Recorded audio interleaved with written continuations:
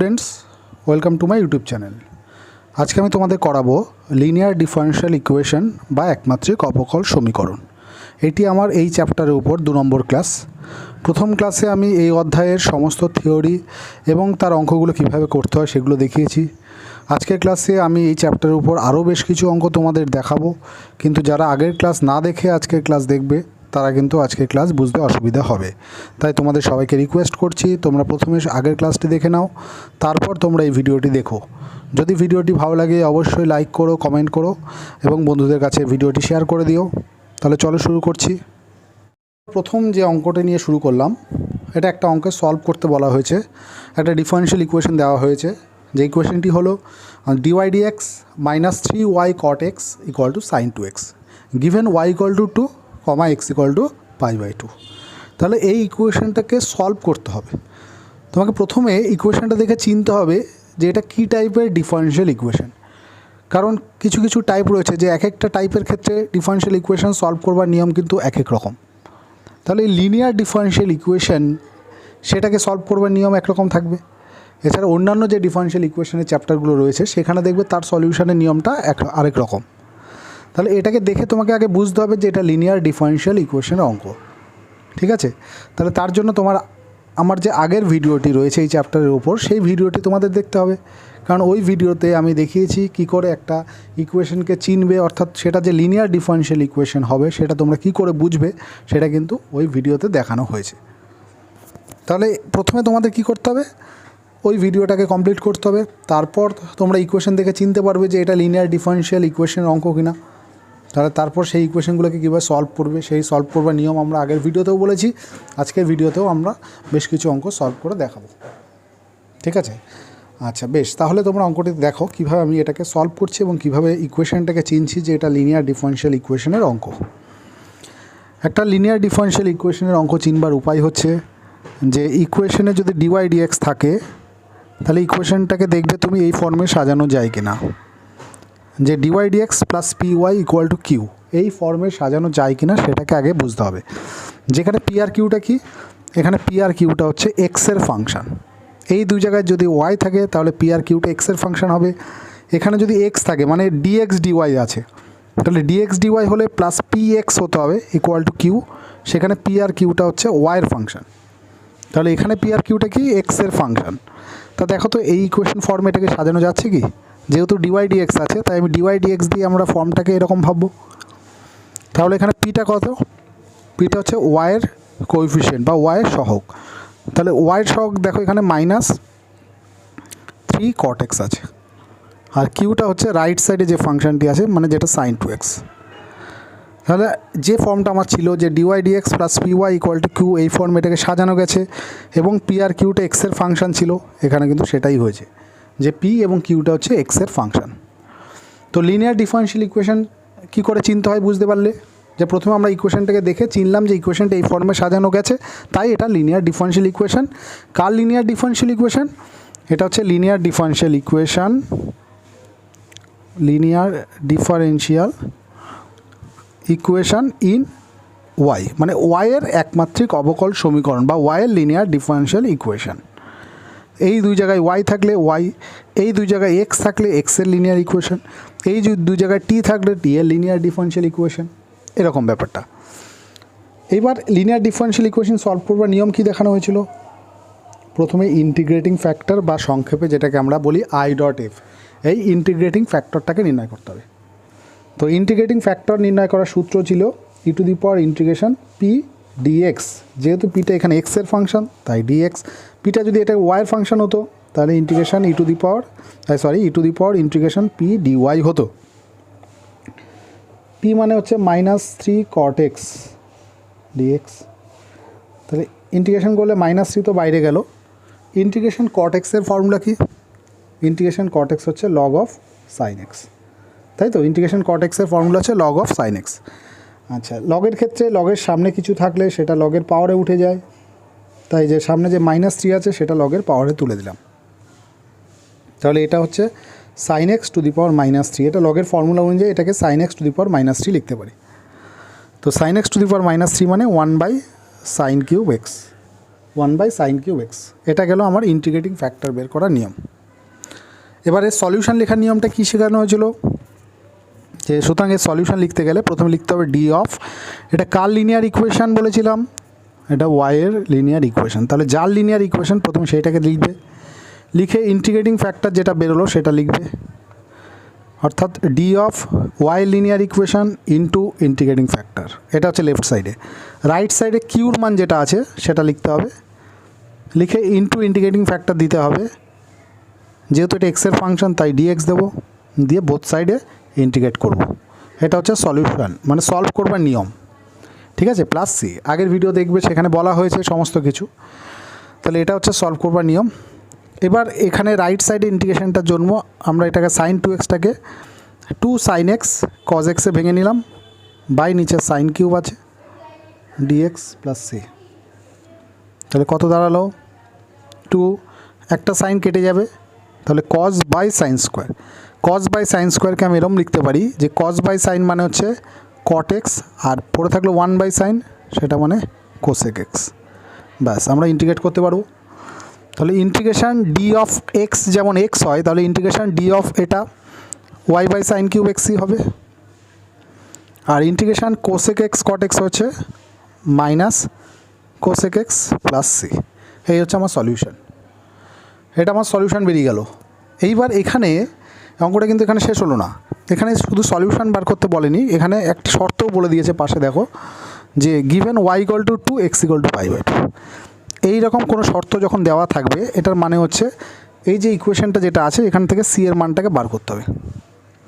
তো সি এর মান বের করবার জন্য আমি ইকুয়েশনে কী পুট করব, যে y=2, x=π/2, y=2, x=π/2, এটা পুট করতে হবে। তাহলে y=2 এবং x=π/2 যদি আমি এখানে বসাই, তাহলে ইকুয়েশনটা কী দাঁড়াচ্ছে, দেখো y-এর জায়গায় 2 বসালাম, x-এর জায়গায় π/2 বসালে sin π/2 মান হয় 1, তো 1-এর কিউব মানে 1ই হবে। রাইট সাইডে -2 cosec π/2, cosec π/2 মানে হচ্ছে 1 প্লাস সি আছে। তো দেয়ারফর সি হলো -4, এই যে এটা 2, এটা এদিক গেলে +2, সরি +4 হবে, সি কত হবে +4। তাহলে সি এর মানটা পেয়ে গেলাম। এবার সি এর মানটা এই সি এর জায়গায় বসিয়ে দিলে এখানে সলিউশনটা পেয়ে যাবো। দেয়ারফর দ্য রিকোয়ার্ড সলিউশন, যে সলিউশনটা বার করতে বলা হয়েছে, রিকোয়ার্ড সলিউশন কী হবে, y/sin³ x -2 cosec x plus C এর জায়গায় যে 4 বসে গেল, সি এর জায়গায় 4, ঠিক আছে। তাহলে এইটাই হচ্ছে এই ইকুয়েশনের সলিউশন। আমরা এই অবধি করতে পারতাম, যদি পাশে এই কন্ডিশনটা দেওয়া না থাকতো তাহলে এখানেই আনসার হয়ে যেত। এই কন্ডিশনটা দেওয়া মানে এখান থেকে সি এর মানটা বার করতে হয়েছে, এই যে সি এর মানটা বের করে ওই ইকুয়েশনে পুট করে দিতে হয়েছে। তাহলে এটাই হচ্ছে এই ডিফারেনশিয়াল ইকুয়েশনটির সলিউশন। তাহলে বুঝতে পারছো যে কী করে লিনিয়ার ডিফারেনশিয়াল ইকুয়েশন সলভ করতে হয়। বেশ, পরের অঙ্কে যাচ্ছি। নেক্সট অঙ্কটি দেখো তোমরা, এটি খুব ভালো একটি অঙ্ক। দেখো এটা আছে solve x × dy/dx + y = 1 - y। তাহলে dy/dx থাকলে এই ইকুয়েশনের লিনিয়ার ইকুয়েশন যে ফর্মটা সেটা হচ্ছে আমরা জানি যে dy/dx + py = q, যেখানে p আর qটা হচ্ছে x এর ফাংশন। p আর qটা হয় x এর ফাংশন হবে অথবা কনস্ট্যান্ট হবে, তাহলে দেখতে হবে যে এখানে যেহেতু dy/dx আছে, আমি dy/dx দিয়ে সাজাতে পারি কি না এটা দেখতে হবে। যদি এটা সাজাতে না পারি তখন এটাকে ভাবতে হবে dx/dy দিয়ে, অর্থাৎ তখন dx/dy + px = q এই ফর্মে সাজানো যায় কিনা ভাবতে হবে, যেখানে p আর qটা কিন্তু এখানে y এর ফাংশন অর কনস্ট্যান্ট, কোনো কনস্ট্যান্ট টার্ম, ঠিক আছে। তাহলে dy/dx দিয়ে হলে p আর qটা x এর ফাংশন, dx/dy হলে p আর qটা y এর ফাংশন, এটা খেয়াল রাখবে। তা প্রথমে আমি দেখি এটাকে dy/dx রেখে এটাকে সাজানো যায় কিনা, মানে এই ফর্মে সাজাতে পারি কিনা। তো এই ফর্মে সাজাতে না পারলে তারপর এখান থেকে দেখতে হবে এটাকে এই ফর্মে সাজানো যায় কিনা। এই দুটোর মধ্যে কোনো না কোনো একটা ফর্মে চলে আসবে, দেখা যাক। প্রথমে দেখো dy/dx মানে এখানে dy/dx এর সাথে কিছু মাল্টিপ্লাই থাকলে চলবে না, তাহলে প্রথমে এক্সটাকে এখান থেকে সরাতে হবে। তাই আমি কি করলাম, এক্স দিয়ে বোথ সাইডে ডিভাইড করে দিলাম, মানে এক্সটা আমি রাইট সাইডে নিয়ে গেলাম। তো এটা dy/dx এই যে আছে প্লাস py, তো এটাকে যদি আমি py ভাবি তাহলে p এর মান 1 হচ্ছে, তাহলে p তো কনস্ট্যান্ট হতেই পারে। আচ্ছা, = q, তাহলে qটা এখানে দাঁড়াচ্ছে এটা, তাহলে কিউটা দেখো হয় এক্স এর ফাংশন হবে না হলে কনস্ট্যান্ট হবে, কিন্তু এটা দেখো এক্সও আছে ওয়াইও আছে, তাহলে এক্স এর ফাংশনও হচ্ছে না বা ওয়াইয়ের ফাংশনও হচ্ছে না, দুটো মেলানো মেশানো আছে, তাহলে এটাকে বলতে পারি ফাংশন অফ x, y। কিন্তু সেটা হলে তো হবে না, এখানে কিউটা এক্সের ফাংশন হবে, না হলে কনস্ট্যান্ট হতে হবে। তাহলে এখানে কিউটাকে কিন্তু এখনও সাজানো গেল না, তাহলে কিউটাকে এক্সের ফাংশন হতে হবে, তাই তো। তা আমি যদি এটাকে এইভাবে করে দিই, মানে এটাকে আলাদা করে দিই, যে এটা বাই এটা, এটা বাই এটা, তাহলে এটা তো এক্সের ফাংশন হয়ে গেল। তাহলে এটাকে আমি কিউ রাখতে পারি, তাহলে এটাকে কিউ রেখে এটাকে আমি লেফট সাইডে নিয়ে আসি। তাহলে লেফট সাইডে আনলে যে dy dx plus Y by X equal to 1/x, এটা লেফট সাইডে গেলে প্লাস ওয়াই বাই এক্স হবে। তাহলে এখান থেকে এটাকে সাজানোর জন্য এটাকে এখান থেকে ওয়াইকে কমন নিচ্ছি, নিলে 1 + 1/x ইকুয়াল টু 1/x। তাহলে ইকুয়েশনটা হলো যে ডিওয়াই ডিএক্স প্লাস এই যে পি ওয়াই, এই যে পি, এটা পি ওয়াই, এই যে পিটা এক্সের ফাংশন মিলে গেছে, ইকুয়াল টু কিউটাও দেখো এক্সের ফাংশন মিলে গেছে। তাহলে এখানে আমি বলতে পারি পি এর মানটা হচ্ছে 1 + 1/x আর কিউর মানটা 1/x এবং দুটোই দেখো এক্সের ফাংশন, যেটা এখানে বলা হয়েছিল সেটাই এস। তাহলে প্রথম কাজ হচ্ছে এবার কি, এটা হলো লিনিয়ার ডিফারেনশিয়াল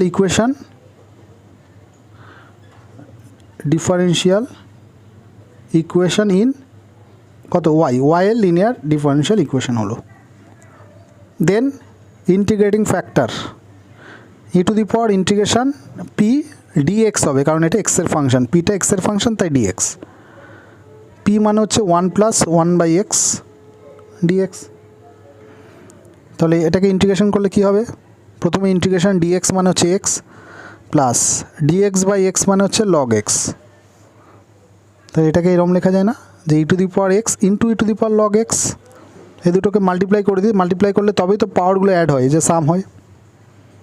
তাহলে e to the power x আর e to the power log x মানে এক্স হবে, কারণ এখানে লগের বেস কিন্তু ই, এই দুটো যদি ইকুয়াল হয় লগের ফর্মুলা অনুযায়ী এটাকে এক্স লেখা যায়, তাই এটা হয়ে গেল x E to the power x, এটা হচ্ছে ইন্টিগ্রেটিং ফ্যাক্টর। দেয়ারফর সলভ করবার নিয়ম কী ছিল, যে ডি অফ, এটা কার লিনিয়ার ইকুয়েশন, এটা ওয়াই এর লিনিয়ার ইকুয়েশন, তাই ওয়াই লিখবো, ইন্টু ইন্টিগ্রেটিং ফ্যাক্টর বেরিয়েছে x E to the power x equal to right সাইডে কিউ হচ্ছে 1/x, এই যে কিউর মানটা 1/x ইন্টু ইন্টিগ্রেটিং ফ্যাক্টর দিয়ে ডিএক্স দিয়ে বোথ সাইডে ইন্টিগ্রেশন করে দিতে হবে, তাহলে তার সলিউশন বেরিয়ে যাবে। তো লেফট সাইডে ইন্টিগ্রেশনটা সহজ, যে এটাই হবে ইন্টিগ্রেশন, রাইট সাইডে এক্স কেটে গেছে, ই টু দি পাওয়ার এক্সের integration E to the power X plus C, যেখানে সিটা হচ্ছে ইন্টিগ্রেটিং কনস্ট্যান্ট। ঠিক আছে, এইভাবে তোমরা লিনিয়ার ডিফারেনশিয়াল ইকুয়েশন সলভ করবে। আশা করি আস্তে আস্তে বিষয়টা ক্লিয়ার হচ্ছে। পরবর্তী অঙ্কটি দেখো, 2x - 10y³ into dy dx plus Y equal to 0। প্রথমে আমাদের ক্যালকুলেশনের সুবিধার জন্য ডিওয়াই ডিএক্সটা বের করে নিই, কী হয় দেখি। এটা প্লাস ওয়াইটা রাইট সাইডে গিয়ে -y divided by 2x - 10y³, এটাই তো এখান থেকে ডিওয়াই ডিএক্স আসছে।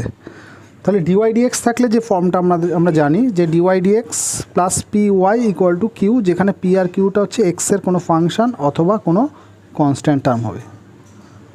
তাহলে দেখতে হবে যে এই ফর্মে এটাকে সাজানো যায় কি না। তো ডিওয়াই ডিএক্স তো হলো, এবার পি ওয়াই আর কিউ এই দুটো কোনটা হবে, দেখো এখান থেকে এটা তো একটাই টার্ম, এটা থেকে এখান থেকে পি ওয়াই বা কোনটা হবে বা কিউই কোনটা হবে, দেখো কোনো ফর্মে কিন্তু এটাকে সাজানো যাচ্ছে না, অর্থাৎ ডিওয়াই ডিএক্স রাখা অবস্থায় এটাকে সাজানো যাবে না। তা যখন এই ফর্মে সাজাতে পারবো না, তখন এটাকে উল্টে দেবো, মানে ডিএক্স ডিওয়াইয়ের যে ফর্মটা হয়, যেটা এক্সের লিনিয়ার ইকুয়েশন, এটা তো ওয়াইয়ের লিনিয়ার ডিফারেনশিয়াল ইকুয়েশন, এক্সের লিনিয়ার ডিফারেনশিয়াল ইকুয়েশনের ফর্মটা হচ্ছে এইটা, যে dx dy plus P X equal to Q, যেখানে পি আর কিউটা হচ্ছে ফাংশন অফ ওয়াই হতে পারে অথবা কোনো কনস্ট্যান্ট টার্ম হতে পারে। তাই এবার এটাকে উল্টে দিয়ে দেখি, ডিএক্স ডিওয়াই করলে এটা উল্টে যাবে, তাহলে হয়ে যাবে কত, যেহেতু উপরে মাইনাস আছে তাই আমি 10y³ আগে লিখি, -2x/y, মানে নিচ থেকে মাইনাসটা কমন নিলে 10y³ আগে আসবে, 2x পরে যাবে, সেই মাইনাস আর এই মাইনাসে প্লাস হয়ে যাবে এবং এটা উল্টে যাবে, যেহেতু ডিএক্স ডিওয়াই বার করছি। তো এবার দেখো আমি এটাকে আলাদা আলাদা করতে পারবো, এখান থেকে কিন্তু আমি আলাদা আলাদা করতে পারছিলাম না, এখান থেকে আমি এটাকে আলাদা আলাদা করতে পারবো, একবার এটা বাই এটা করবো, একবার এটা বাই এটা করলে হবে 10y² আর -2x/y, সেটা হচ্ছে এটা ডিভাইড বাই এটা করে এটা হয়েছে। তাহলে ডিওয়াই ডিএক্স থাকলে তার সাথে পিএক্স লাগবে, তাহলে ডিএক্স ডিওয়াই যদি এটা হয়ে থাকে, যে ডিএক্স ডিওয়াইয়ের সাথে কী লাগবে, প্লাস পিএক্স, তাহলে এক্সের টার্ম তো এখানে এটা, তো এটাকে লেফট সাইডে নিয়ে আসি, তাহলে এটাই হয়ে যাবে আমার পিএক্সের টার্মটি, তাহলে পি এর মানটা আমি 2/y ধরতে পারবো, আর রাইট সাইডে 10y² থাকলো। তাহলে এখানে পি আর কিউর ভ্যালুটা হচ্ছে দেখো এই যে dx dy plus P X এক্সের যে কোএফিসিয়েন্ট মানে 2/y সেটা হচ্ছে পি, আর রাইট সাইডে যেটা আছে সেটা হচ্ছে কিউ মানে 10y²। তাহলে পি আর কিউটা দেখো ওয়াইয়ের ফাংশন হতে পারে বা কনস্ট্যান্ট হতে পারে, আমার সেটাই এসছে যে পি আর কিউটা ওয়াইয়ের ফাংশন এসছে। তাহলে এটাকে আমি বলতে পারি linear differential equation in y.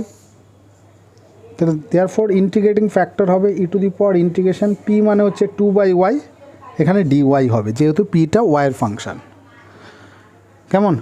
তাহলে এখানে 2 তো কনস্ট্যান্ট, ইন্টিগ্রেশনের ক্ষেত্রে 2টা বাইরে গেল, dy/y মানে হচ্ছে লগ ওয়াই। এখানে কোনো ইন্টিগ্রেশনে সি দেবে না, সিটা একবারে লাস্টে আমরা মানে সবার শেষে যখন সলিউশনটা বার করব সেই ক্ষেত্রে আমরা একবারে সি দিয়ে দিই, এখানে সিটা দিতে বারণ করেছি। তো e to the power log of এটাকে y² লেখা যায়, লগের সামনে 2 আছে এটাকে পাওয়ারে তুলে দেওয়া যেতে পারে, এবং এই লগের বেস যেহেতু ই তাহলে এটা লগের ফর্মুলা অনুযায়ী y² হয়ে গেল। তো এটাই হচ্ছে এখানে ইন্টিগ্রেটিং ফ্যাক্টর বেরোলো যে y²। দেয়ারফর সলিউশন লিখবার নিয়ম হচ্ছে ডি অফ, এটা দেখো কার লিনিয়ার ইকুয়েশন, এখানে ভুল লিখেছি, এটা এক্সের লিনিয়ার ইকুয়েশন হবে যে ডিএক্স ডিওয়াই প্লাস পিএক্স, যে dx dy plus P X equal to Q, এটা এক্সের লিনিয়ার ডিফারেনশিয়াল ইকুয়েশন। তো এটা হবে linear differential equation in X. তাহলে ডি অফ যার লিনিয়ার ইকুয়েশন সেটাকে লিখতে হবে, লিখে ইন্টিগ্রেটিং ফ্যাক্টর y² এসছে। তাহলে ডি অফ এক্সের linear equation into integrating factor equal to right সাইডে কিউ মানে হচ্ছে 10y² ইন্টু ইন্টিগ্রেটিং ফ্যাক্টর এসছে y², ডিওয়াই দিয়ে দেবো বোথ সাইড ইন্টিগ্রেশন করে প্লাস সি। তাহলে লেফট সাইডটা হচ্ছে integration d of x/y², right সাইডটার ক্ষেত্রে 10 কনস্ট্যান্ট y⁴ ডিওয়াইয়ের ইন্টিগ্রেশন।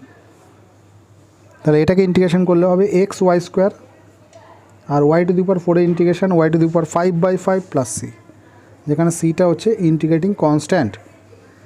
তাহলে দেয়ারফর লিখতে পারি x/y² plus equal x/y² equal 5 আর 10 কাটলে এখানে 2 হবে, তাহলে 2y⁵ প্লাস সি, যেখানে সি ইকুয়াল টু আইসি বা ইন্টিগ্রেটিং কনস্ট্যান্ট। ঠিক আছে, এইভাবে ইকুয়েশনটি সলভ করতে হয়। তাহলে আশা করি এই দুটো ভিডিওর মাধ্যমে তোমাদের বোঝাতে পেরেছি যে লিনিয়ার ডিফারেনশিয়াল ইকুয়েশন বা একমাত্রিক অবকল সমীকরণ কীভাবে সলভ করে। এই ধরনের অঙ্ক তোমাদের সামনের বার এইচএস পরীক্ষা যারা দিচ্ছ তাদেরও কাজে লাগবে, কারণ এইচএসের সিলেবাসে কিন্তু এই বছর ছিল না, অর্থাৎ 2022 সালে যে এইচএস হয়েছে সেখানে কিন্তু এই চ্যাপ্টার সিলেবাস থেকে বাদ দিয়ে দিয়েছে, কিন্তু পরবর্তী ইয়ারে যারা দেবে, সামনের বার যারা দেবে তাদের ক্ষেত্রে কিন্তু এই চ্যাপ্টার এইচএসের সিলেবাসেও আছে। তাহলে এটা তোমাদের এইচএসে কাজে লাগবে, এছাড়া যারা ডাব্লিউবি জয়েন্ট দেবে পরবর্তী বছরে সেখানে কাজে লাগবে, বা যারা যেই মেন দেবে তার সিলেবাসেও কিন্তু এটা রয়েছে। তোমাদের সামনে যেই মেনের এক্সাম রয়েছে সেখানেও তোমরা এইগুলোকে ভালো করে প্র্যাকটিস করে গেলে সেখান থেকে একটা অঙ্ক যদি কমন পাও তোমরা একটা অঙ্ক আনসার করতে পারবে। এছাড়া পরবর্তী বছরেও যখন যেই মেনের এক্সাম হবে সেখানেও কিন্তু এগুলো কাজে লাগবে। তাই তোমরা প্রত্যেকে ভিডিওটি দেখো, যদি ভিডিওটি ভালো লাগে তাহলে অবশ্যই লাইক করো। তাহলে আজকে ক্লাস আমি এখানে শেষ করছি, দেখা হচ্ছে পরের ক্লাসে অন্য কোনো চ্যাপ্টার নিয়ে।